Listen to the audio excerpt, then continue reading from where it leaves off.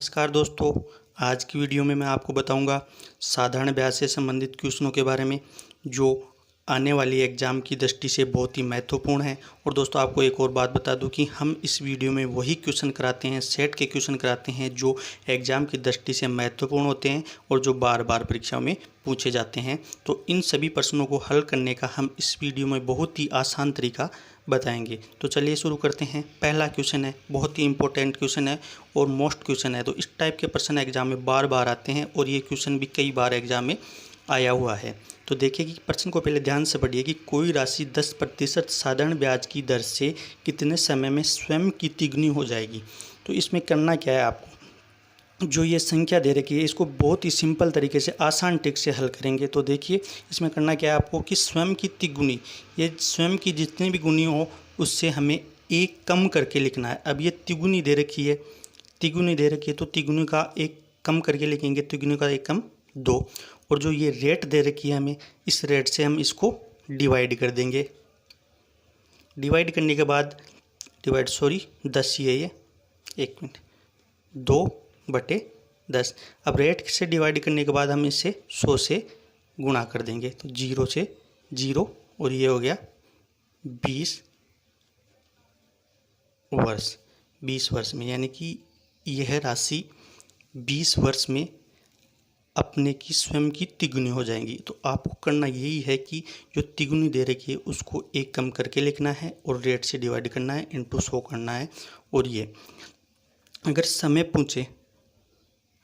पूछे तो हमें रेट से डिवाइड करते हैं और अगर रेट पूछे तो समय से डिवाइड करते हैं। अगर यही प्रश्न ऐसे होता कि इसमें दे रखा है कि तिगुनी और यहाँ ये 10% की जगह आपको 10 वर्ष दे रखा होता और रेट पूछता, या जो आपने ये 20% निकाला है, ये 20% समय निकाला है, अब रेट हमें वही 10% निकालनी है।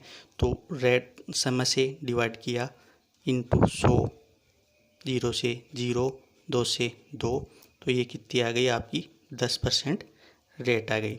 अगर रेट निकालनी हो तो समय से डिवाइड करेंगे और समय निकालना हो तो रेट से डिवाइड करेंगे। तो उम्मीद करता हूँ दोस्तों ये प्रश्न आपको बहुत ही अच्छी तरीके से समझ गए होंगे और इस टाइप का प्रश्न अगर एग्जाम में आता है तो आप उसे आसानी से हल कर लेंगे।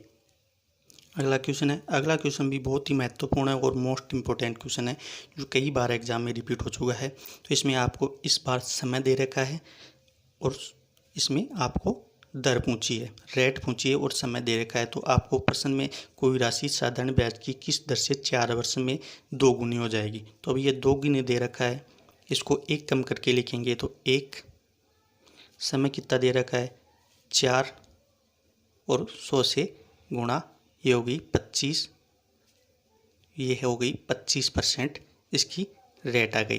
तो इसमें अब की बार समय दे रखा है तो समय से डिवाइड कर दिया तो हमारी रेट आ गई। तो देखो दोस्तों क्लियर हो गया, आपको एक ही लाइन में क्वेश्चन का आंसर आ गया। और ये आंसर आपके कौन से ऑप्शन में, ऑप्शन नंबर बी में आपका आंसर है। तो 25% इसका सही आंसर है। बहुत ही सिंपल ट्रिक है। तो आपको एक बार प्रश्न को देखना है, आप प्रश्न में क्या दे रखा है उसको समझना है, उसके बाद ये ट्रिक लगा के बहुत ही आसानी से सोल्व कर लेंगे। अगर ये प्रश्न समझ में आ गया होगा आपको लगता है।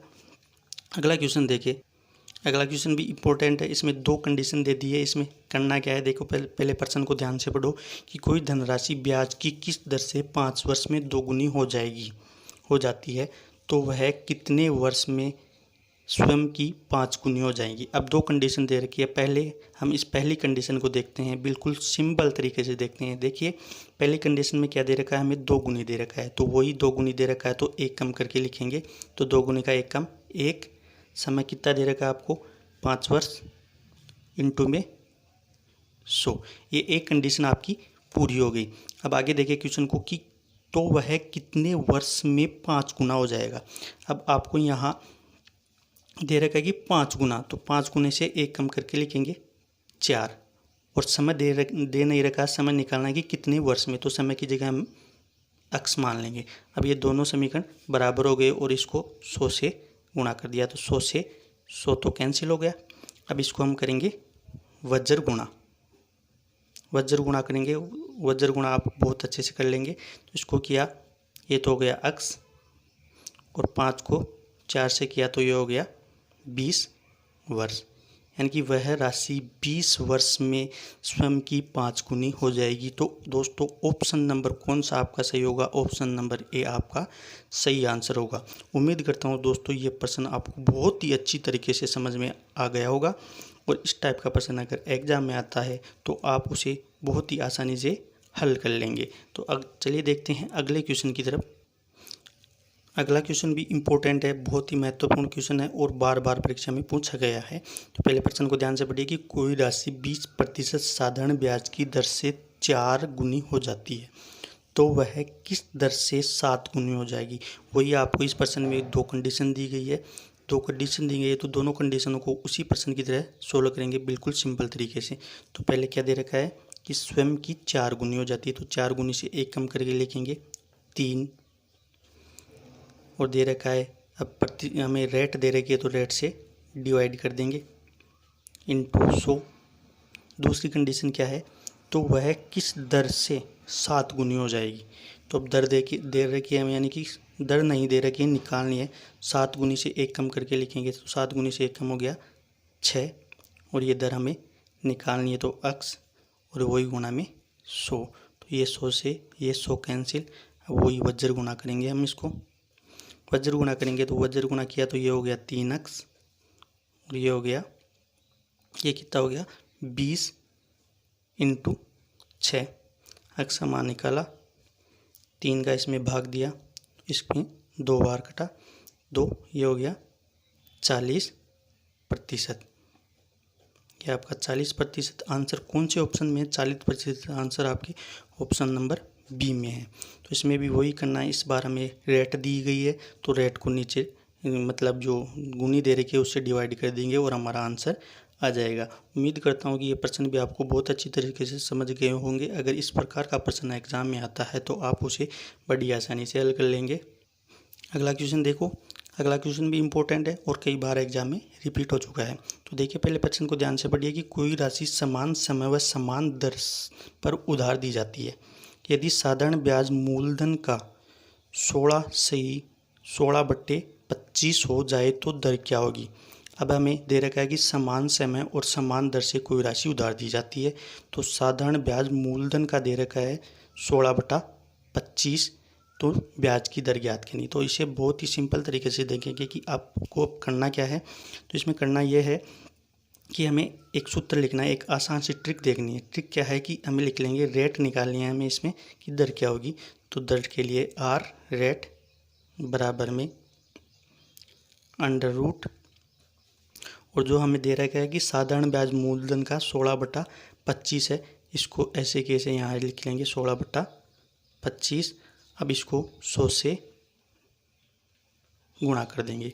अब इसको आगे हल किया तो वर्गमूल को हटाने के लिए इनका वर्गमूल निकालते हैं। 16 का वर्गमूल हो गया 4, 25 का हो गया 5 और 100 का हो गया 10। तो आपका ये वर्गमूल निकालने से आपका वर्ग हट गया, वर्गमूल हट गया।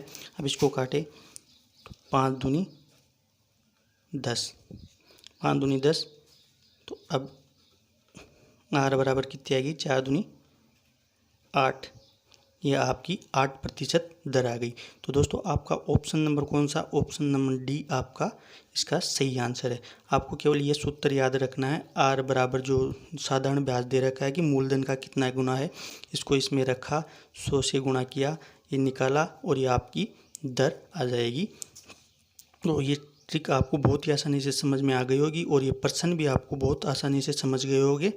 तो देखिए अगला प्रश्न देखते हैं। अगला क्वेश्चन भी बहुत ही महत्वपूर्ण और कई बार एग्जाम में रिपीट हो चुका है। तो प्रश्न क्या है देखिए पहले, किसी धनराशि का 5 वर्ष का साधारण ब्याज मूलधन का 3/5 हो जाता है तो दर क्या होगी? तो हमें समय दे रखा है और साधारण ब्याज दे रखा है जो हमें मूलधन का 3/5 है, तो हमें दर निकालनी है। तो इसके लिए क्या करते हैं, हम मूलधन को मान लेते हैं 1, मान लिया कि मूलधन हमारा 1 है, और ऐसा ही कितना हो गया, यानी कि सिंपल इंटरेस्ट दे रखा है कि मूलधन का 3/5 है, तो ये हो गया 3/5।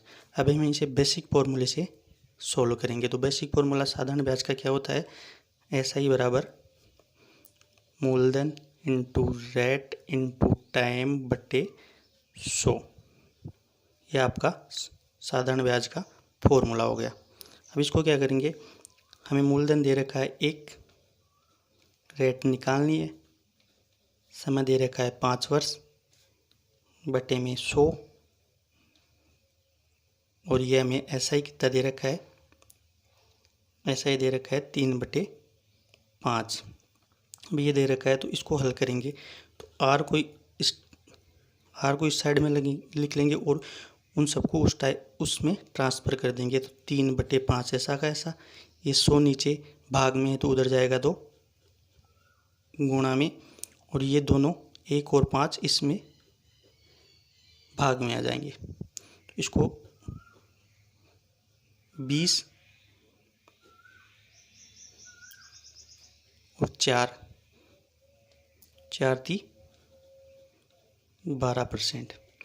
आपकी रेट कितनी आ गई, आपकी रेट आ गई 12%। तो ऑप्शन नंबर कौन से में है 12%, ऑप्शन नंबर बी में आपका 12% है। तो आंसर कौन सा हो गया, आंसर हो गया 12%, ऑप्शन बी।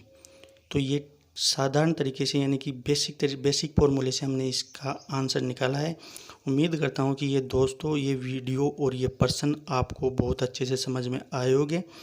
अगर इस टाइप के प्रश्न एग्ज़ाम में आते हैं तो आप बहुत आसानी से हल कर लेंगे। और वीडियो को लाइक करें, दोस्तों के साथ शेयर करें, हमसे जुड़ने के लिए हमारे चैनल को सब्सक्राइब करें और बेल आइकन को भी दबाएं ताकि आने वाली सभी वीडियो की नोटिफिकेशन आपको मिल जाए। धन्यवाद।